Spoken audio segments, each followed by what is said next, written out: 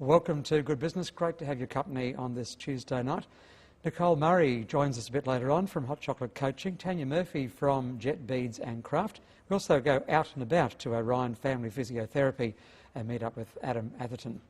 We've all heard of rent, try and buy schemes, but what about this for something completely different? Silver Chef is about hospitality equipment funding, and it's been helping businesses to fund their restaurant requirements over many years, in fact 2 decades. It's a publicly listed company, and Silver Chef Chief Executive Officer is Allan English, and he joins me on the program. How are you, Allan? Fine, thank you, AJ. Certainly a long history there, now coming up to 24 years for yourself with this organisation. What was the seed of the idea to develop this company? Necessity, probably. I had been to the States and seen how the home delivery pizza boom had taken off, and they're all using a particular type of oven, which was a conveyor-style oven. So I thought, well, home delivery pizza will certainly come to Australia. This is back in 1986, we're talking about 85, 86. So I went and seen Pizza Hut and said, listen, are you guys going to get into the home delivery pizza business? And they said, sure are. So I said, are you going to use this type of oven? They said, yep. I said, okay, well, when are you looking at needing it? About 3 months' time. I said, beautiful. So I went to America, got the agency, came out, the ovens arrived. But of course, for funding it, I had to borrow everything from the banks and aunties and uncles and the whole 9 yards to get cash up front for the ovens. But when I actually got them here, I knocked on the door of Pizza Hut and said, listen, we've got the ovens ready to go. And they said, oh, look, we're running late. We're going to be at least another 3 to 6 months away. And it was a bit of like, oh, okay. Not good for finance, is it? No, not particularly. So I then went out to try and sell them to the independent pizza shops. And those, in the old days, the old pizza ovens deck style were about $6,000. And this newfangled technology I was trying to sell was $27,000. So it was a pretty hard sell.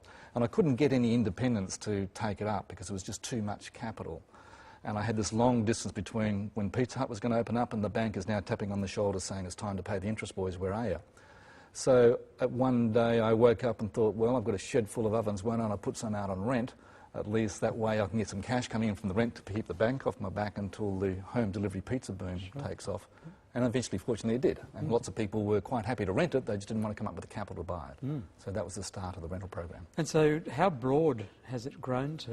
What kind of equipment do you put out there? Well, we do all sorts of restaurant equipment now. It takes up about 80% of our business. And we have another brand called Go Getter, which is the same rent, try, buy formula. And how that works is you can rent for a minimum of 12 months, but if you choose to buy it, you get 75% of the rent you've paid back off the price. So it's a way of helping businesses grow their business, exercise their option to purchase it once they've got known information that they've got a successful formula. So now we've got about $100 million worth of equipment out there now, which is a lot. And we've helped about 25,000 businesses since we started to help them either get established or help grow their business through equipment funding.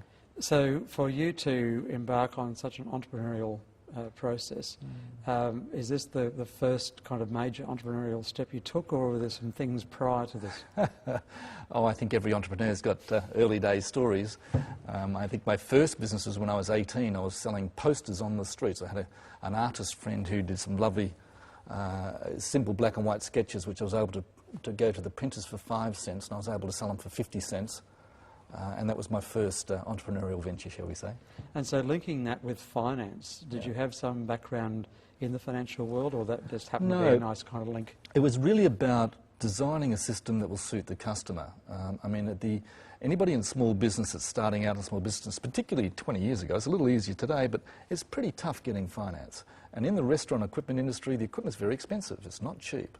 So often when they go along for a traditional finance house, it's more about how big's your house that I can lend against, rather than how good's your story. You can be, a young chef working for the last 6 or 7 years in a restaurant, doing fabulous food, developed a fine reputation, but unless you've got a big house, you can't get a restaurant open. Well, we think that sort of entrepreneur needs help and support, and we've backed them in the past into these ventures and have built such a successful formula, because once they do become successful, they very fortunately don't forget where they got their start from, and so they keep coming back to you again and again. So our repeat business is really very solid. Do you find that people tend to stay with the the rental option as opposed to purchasing, or do you see a fair amount of purchase Oh going? no, most of them exercise that option to purchase. It just depends on the timing of it, of the business. So what we're saying is, listen, exercise the option to purchase. When you know you've got a good solid business and you're producing good profits, then exercise your option to purchase, because you're now making a buying decision on known information, rather than at the start of the process where it's all done by a spreadsheet and a hope and a prayer that it works. You know, don't do that. Keep your cash in your back pocket. Rent the equipment from us, and when you get up and running and you know you've got yourself a successful formula, then take out the wallet and spend your hard-earned money, but you're doing it then on known information, not a guess. Okay, so apart from this, of course, you venture into a whole range of other things. I want to talk to you about some other very exciting venture you've got coming up, for sure. and we'll do that straight after this break. You are on Good Business. I'm talking with Allan English, and we'll be back in just a moment.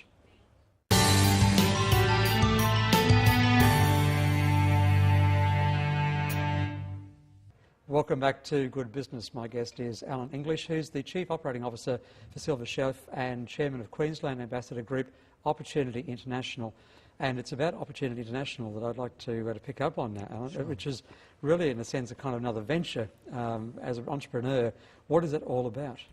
Well, Opportunity International provides microfinance in developing countries. So what that really means is, for a small loan of, say, around about a couple $100, it will be lent predominantly to women, so 86% of our clients are women, and that's enough to start a small business, which they repay back over 6 months, and that money is then relent to a second person who repays it back, and it's lent to a third person. So the loans continually to recycle, so that money keeps on working, but most importantly, it gives a chance for someone in an area of great poverty the opportunity to be self-employed and work themselves out of the poverty cycle. And I guess, you know, when we hear this kind of concept, it sounds almost foreign, doesn't it, in the sense that here's people who are in desperate poverty, who need a loan, and it kind of seems somehow counterculture, and yet we provide a lot of time and effort into training people to grow crops and to become self-sustaining, but it Sure. seems like the finance, from what you're suggesting, is the one ingredient left out. How do you come across these people and then get to help them? Sure. Opportunity works through a partnership process. So we have local not-for-profit organisations on the ground. So we operate in 23 countries around the world now. In Australia, we tend to look after the Asia-Pacific rim, which is India, the Philippines, East Timor, West Timor and Indonesia. So that's our main area of concentration. So in our partners, we'll do surveys to find out where are the lowest socio-economic areas where poverty is its greatest needs. Set up a hall meeting for those people interested in finding about how microfinance works, and then put together groups of usually about 15 to 20 women at a time, and they form a group to learn about microfinance, have a business opportunity they want to see funded, and then the process is they stand up in front of their peers and read out what they want the loan for and how they're going to pay it back, and then everybody puts their hand up in the group, and once everybody puts their hand up, that means the loan's approved. Okay. Now, many countries, they use a group lending methodology, and what that means is when the other women put their hand up to approve the loan, it also says that if Mary doesn't pay, I'll agree to put some money into the till to make her payment for her. So in cross-guarantee models, that means that everybody helps each other. If one person gets sick, you've got someone else there willing to help them establish a business to keep on going. So you have both individual loans but also group methodology as well. So before the break, when we were talking from the Silver Chef concept and giving people a leg up in this environment, I should imagine that there must be an amazing response from the locals who find that you're willing to actually, I guess, believe in them, financially support them. Sure. What do you see on the ground? What's the feedback? The impact is quite extraordinary. Because to share with you a brief story, there's a lady I met in the Philippines. Her name was Letitia, and I went into the village, and to paint you the picture, it's a very poor area, and I came in front of the house was a lot of fish that had been come from the markets that morning. Unfortunately, there's a few flies around as well. She was pretty tough going, and I heard Letitia's story, and hers was that when she used to go to the markets every morning at 4 a.m. to collect fish, which she would put on a basket on her head and walk around the village and sell on a consignment basis. And she would get 20% of whatever she sold, just something on a commission type basis. She then heard about Opportunity International and was able to get a loan. And once she got this loan, it meant that she could now have capital to go into the markets and buy fish. Well, that meant that she was able to get a 40% margin now because she had capital. So she got this loan, she sells the fish, pays back the loan and then gets a second loan and decides that with that second loan she'll buy a fish smoking machine. And she had the fish smoking machine right beside us as we were talking. And now she sells smoked fish, which she now gets an additional 20% premium again for. And now she's got 6 people working for her on a consignment basis selling fish. So, and that was a journey of 2.5 years to get to that point when I met her. So it really does make a difference. Why do you, as an entrepreneur, do what you do? Oh, I think that the sense of purpose in finding a way to benefit others, I think it really ties up to internal values. It's something that I found to hold true. I got a little lost there for a while when I first, in about the 2000 period, where the banks wouldn't give me any more money to fund my business.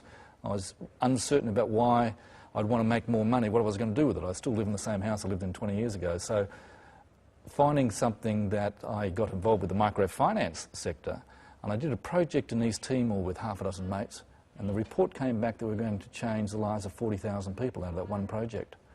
And I thought, wow, you know, imagine if I could change 40,000 people's lives every year. Would that give me a reason to get back into business again and get a bit more serious about what we did?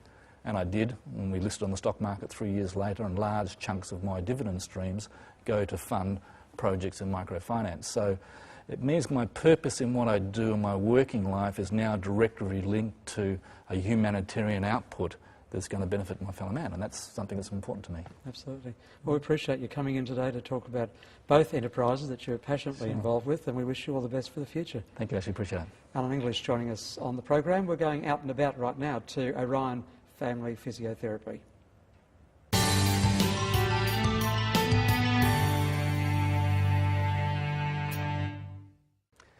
My tip for the day would be, remember that the business idea itself is only worth 10% of the equation.